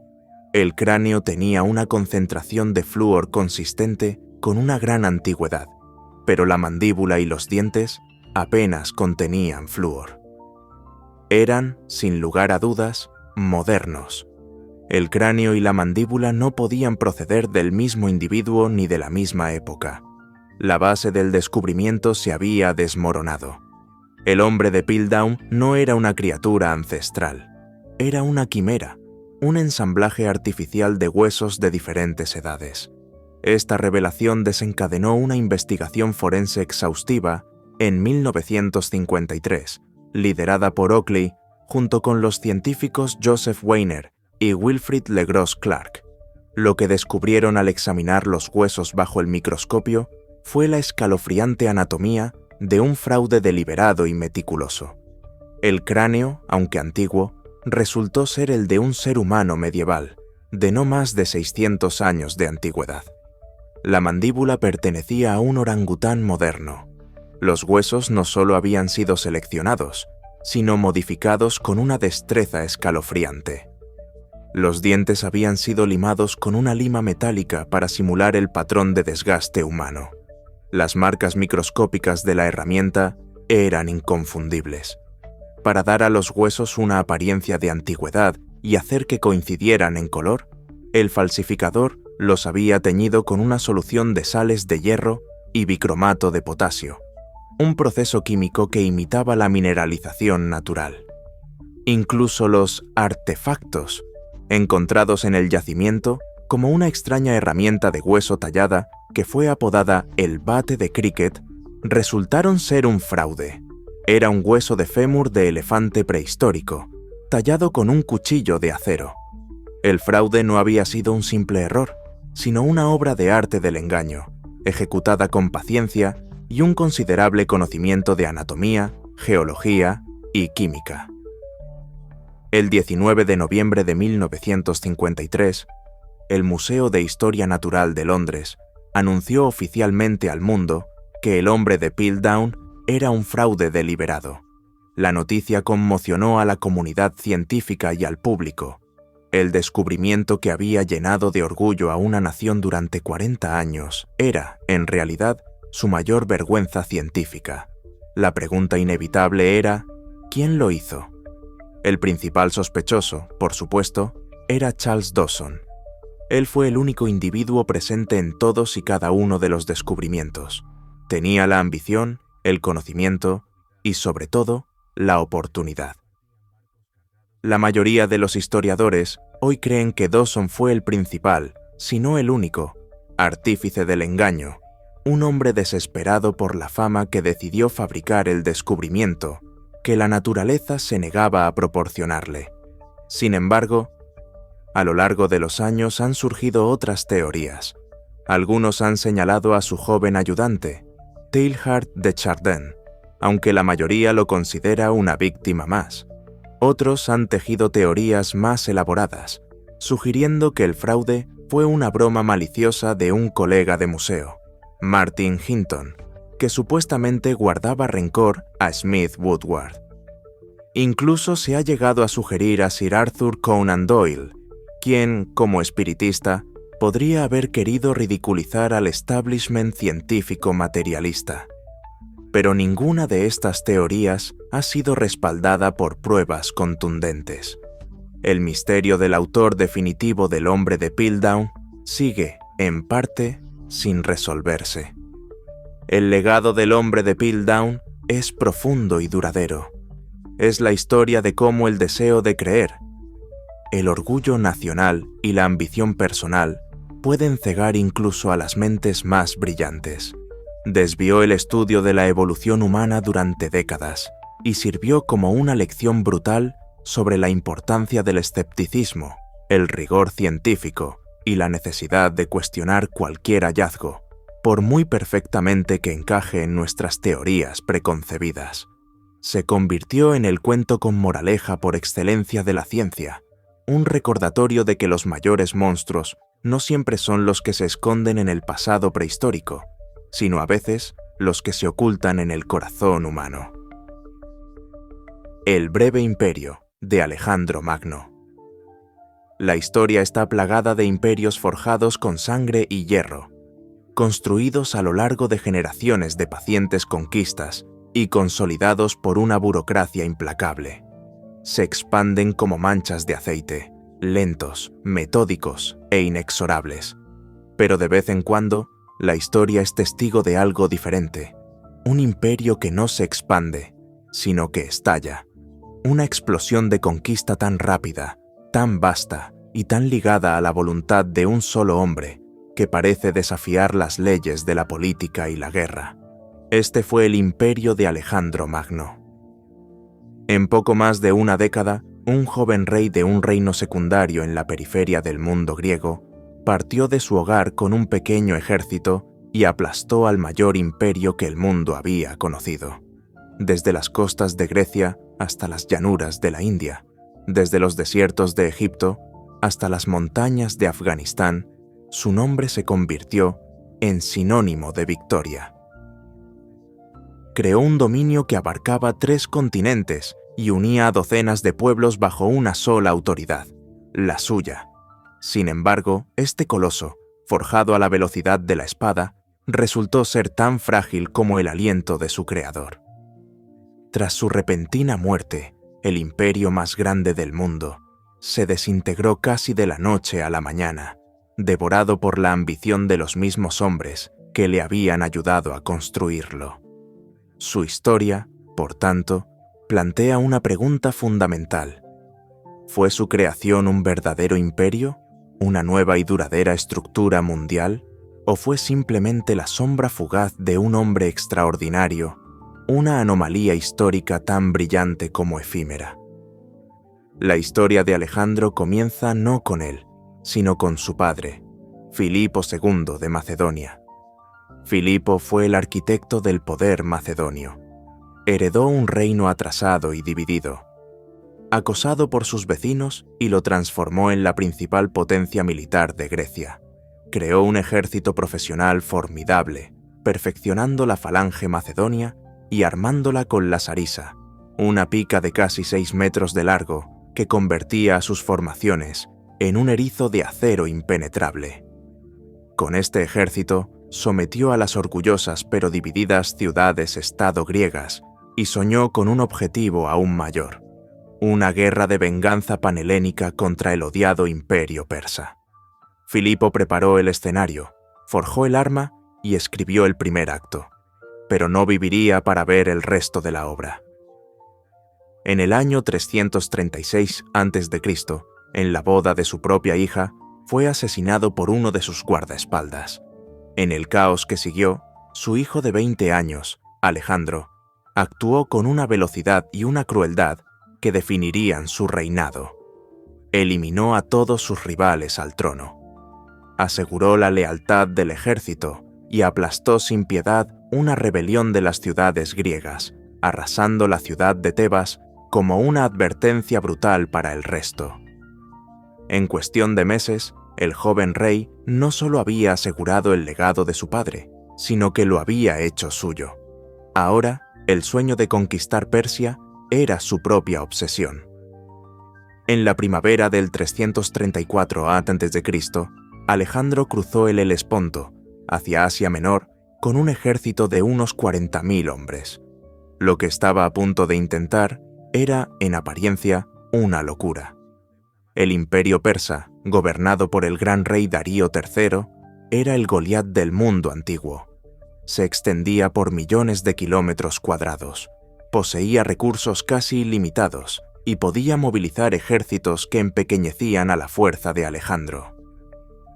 Pero Alejandro tenía 3 ventajas: la disciplina y la experiencia de su ejército macedonio, su propio genio táctico sin parangón y una fe inquebrantable en su propio destino. La primera prueba de fuego llegó en la batalla del Gránico, donde la audaz carga de caballería de Alejandro, que él mismo lideró, rompió las líneas persas. Fue una victoria aplastante que le abrió las puertas de Asia Menor. Un año después, en la batalla de Isos, se enfrentó por primera vez al propio Darío III y a su inmenso ejército. Superado en número, Alejandro identificó una debilidad en el centro de la línea persa y lanzó una carga directa hacia el carro del gran rey. Ante el ataque suicida, Darío entró en pánico y huyó del campo de batalla, dejando atrás a su ejército, su campamento e incluso a su propia familia. La victoria de Alejandro fue total. Mientras avanzaba por la costa del Mediterráneo, consolidando su control, llegó a la ciudad de Gordio. Allí se encontraba el legendario nudo gordiano, un enrevesado nudo de cuerda del que una profecía decía que quien pudiera desatarlo gobernaría toda Asia. Después de luchar con él brevemente, Alejandro, impaciente, sacó su espada y lo cortó de un solo tajo. El gesto fue una metáfora perfecta de su método. Ante problemas complejos e irresolubles, él creaba sus propias soluciones, directas y brutales. Su conquista lo llevó a Egipto, donde fue recibido no como un invasor, sino como un libertador del yugo persa. Los sacerdotes egipcios lo proclamaron hijo del dios Amón, legitimándolo como el nuevo faraón. Fue allí, en el delta del Nilo, donde fundó la primera y más famosa de las muchas ciudades que llevarían su nombre, Alejandría, destinada a convertirse en el faro intelectual y cultural del mundo helenístico durante siglos. Con Egipto asegurado, Alejandro marchó hacia el corazón del imperio persa para el enfrentamiento final. En el año 331 a.C., en la llanura de Gaugamela, cerca de la actual Mosul, Los dos imperios se enfrentaron por última vez. Darío había reunido un ejército gigantesco, con carros con guadañas y elefantes de guerra, decidido a aplastar al invasor macedonio con su superioridad numérica. Pero una vez más, el genio táctico de Alejandro superó todas las desventajas.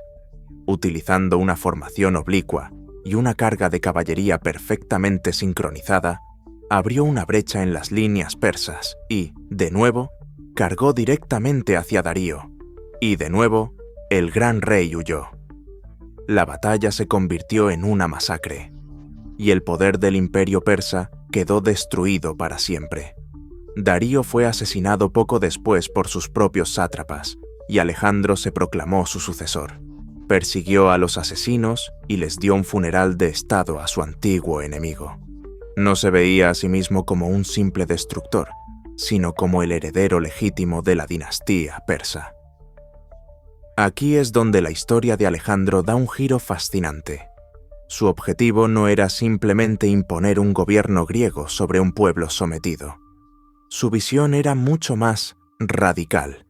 Quería fusionar las culturas de Grecia y Persia, crear un nuevo imperio cosmopolita donde las tradiciones de Oriente y Occidente se entrelazaran. Para consternación de sus veteranos macedonios, Alejandro comenzó a adoptar costumbres persas, vistió las túnicas de los reyes persas, adoptó el ceremonial de la corte de Persia y exigió que sus súbditos, incluidos los griegos, realizaran la proskinesis, un acto de postrarse que los griegos reservaban solo para los dioses. Para cimentar esta unión, organizó en la ciudad de Susa una boda masiva en la que obligó a 10.000 de sus soldados a casarse con mujeres persas, mientras él mismo se casaba con la hija de Darío. Fomentó el intercambio cultural, reclutó a jóvenes persas en su ejército y planeó un imperio gobernado por una élite greco-persa. Esta política de fusión, aunque visionaria, generó un profundo resentimiento entre sus propios hombres, que veían a su rey volverse bárbaro y olvidar sus raíces. Pero la ambición de Alejandro no conocía límites. Creía que su destino era llegar al fin del mundo. Tras asegurar Persia, se embarcó en una brutal campaña de varios años a través de las remotas y salvajes tierras de Asia Central, las actuales Afganistán y Uzbekistán, sofocando guerrillas y fundando más ciudades. Finalmente, cruzó el Hindu Kush y entró en la India. En el 326 a.C., en la batalla de Lidaspes, se enfrentó a su oponente más formidable hasta la fecha, el rey Poros y su ejército de elefantes de guerra. En una batalla tácticamente brillante, librada durante una tormenta monzónica, Alejandro logró rodear y derrotar al ejército indio. Pero la victoria tuvo un alto coste. Sus hombres, que habían marchado y luchado durante 8 años a través de miles de kilómetros, estaban al límite de su resistencia. Cuando Alejandro anunció su intención de marchar aún más al este, hacia el río Ganges, su ejército se amotinó. En las orillas del río Hifasis, sus veteranos, cansados de la guerra, nostálgicos y aterrorizados por las historias de ejércitos aún más grandes y más elefantes, se negaron a dar un paso más. Por primera vez en su vida, la voluntad de Alejandro se vio frustrada. Furioso y decepcionado, se encerró en su tienda durante 3 días, pero al final tuvo que ceder. El viaje hacia el fin del mundo había terminado. Ordenó la vuelta a casa. El viaje de regreso fue una catástrofe. Dividió sus fuerzas, enviando una parte por mar y liderando él mismo al resto a través del brutal desierto de Gedrosia. Miles de sus soldados murieron de sed y agotamiento en una de las marchas más terribles de la historia militar. Finalmente, en el 324 a.C., regresó a Babilonia, la ciudad que había elegido como capital de su nuevo imperio. A pesar del agotador viaje, su mente inquieta ya estaba planeando nuevas conquistas. Una campaña para someter la península arábiga, una expedición para circunnavegar África, la construcción de nuevas flotas y ciudades. Se dedicó a consolidar su vasto dominio, a organizar su administración y a continuar con su política de fusión cultural. Parecía estar en la cúspide de su poder, un gobernante de 32 años cuyo dominio se extendía por el mundo conocido. Pero en junio del 323 a.C., tras una larga fiesta, Alejandro cayó enfermo con una fiebre repentina y violenta. Durante 10 días, su cuerpo, que había sobrevivido a innumerables heridas en batalla, fue consumido por la enfermedad. Al final, incapaz de hablar, sus generales desfilaron ante su lecho para despedirse. Cuando le preguntaron a quién legaba su imperio, la leyenda dice que susurró «Toi kratis toi», al más fuerte. Poco después, el conquistador del mundo estaba muerto. La muerte de Alejandro dejó a su imperio decapitado. No tenía un heredero adulto ni un plan de sucesión claro. Su imperio era él, y sin él no había nada que lo mantuviera unido. La respuesta a su última voluntad, al más fuerte, se convirtió en una profecía autocumplida. Inmediatamente, sus generales, los diádocos o sucesores, comenzaron a luchar por el poder. Lo que siguió fueron 40 años de guerra civil casi ininterrumpida. La familia de Alejandro fue exterminada, su medio hermano fue asesinado, su madre ejecutada, y su esposa Roxana y su hijo póstumo, Alejandro IV, fueron asesinados antes de que el niño pudiera alcanzar la edad adulta. Los generales se repartieron el imperio como buitres sobre un cadáver. Ptolomeo tomó Egipto, fundando una dinastía que duraría 300 años. Seleucos se apoderó de Persia y Asia, creando el imperio seleucida. Antígono intentó mantener unido el núcleo del imperio, pero fue derrotado y asesinado. El sueño de un imperio unificado se hizo añicos. En su lugar surgieron varios reinos helenísticos, estados sucesores que continuaron la guerra entre sí durante generaciones. El imperio político de Alejandro había durado exactamente lo que su vida. Entonces, ¿fue un fracaso? Si lo medimos por su durabilidad política, la respuesta es un sí rotundo. No construyó instituciones que pudieran sobrevivirlo. Su imperio era una unión personal, mantenida por su genio militar y su carisma sobrehumano, y cuando él desapareció, se desvaneció. Pero su verdadero legado, su verdadero imperio, no fue político, sino cultural. Al derribar las barreras entre Grecia y Oriente, Alejandro inauguró una nueva era, la época helenística. Su conquista extendió la lengua, el arte, la filosofía y la ciencia griegas por todo el mundo conocido. Las ciudades que fundó se convirtieron en vibrantes centros de aprendizaje y comercio. La fusión de culturas que él había iniciado creó una civilización sincrética que floreció durante siglos y que, a su vez, influiría profundamente en el posterior Imperio Romano y en el desarrollo del cristianismo. Al final, el imperio de Alejandro Magno no fue un territorio en un mapa. Fue una idea, la idea de un mundo conectado. Y aunque el imperio físico se derrumbó en el caos, el eco de su ambición, la propagación de la cultura helenística, cambió el curso de la civilización para siempre. Ese fue su verdadero y perdurable imperio. Y así, desde los engranajes ocultos de un falso autómata hasta los cimientos efímeros de un imperio forjado por un solo hombre, pasando por estafadores que vendieron la Torre Eiffel y reinas que desafiaron a Roma, hemos visto que la historia está llena de audacia, ingenio y legados inesperados. Cada una de estas crónicas nos demuestra que la realidad supera a la ficción y que, a menudo, las historias más fascinantes no son las de los éxitos duraderos, sino las de los fracasos brillantes y los engaños magistrales. Si te ha gustado este viaje a través de los secretos del pasado, la mejor forma de apoyar nuestro trabajo es dejando un me gusta y suscribiéndote al canal para no perderte nuestras próximas exploraciones. Ahora nos encantaría saber tu opinión.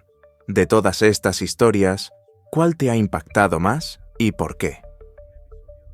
Déjanos tu respuesta en los comentarios. Nos encanta leer lo que piensas. Y si conoces a alguien que disfrute de los grandes misterios de la historia, comparte este video. Gracias por tu tiempo y tu curiosidad. Hasta la próxima.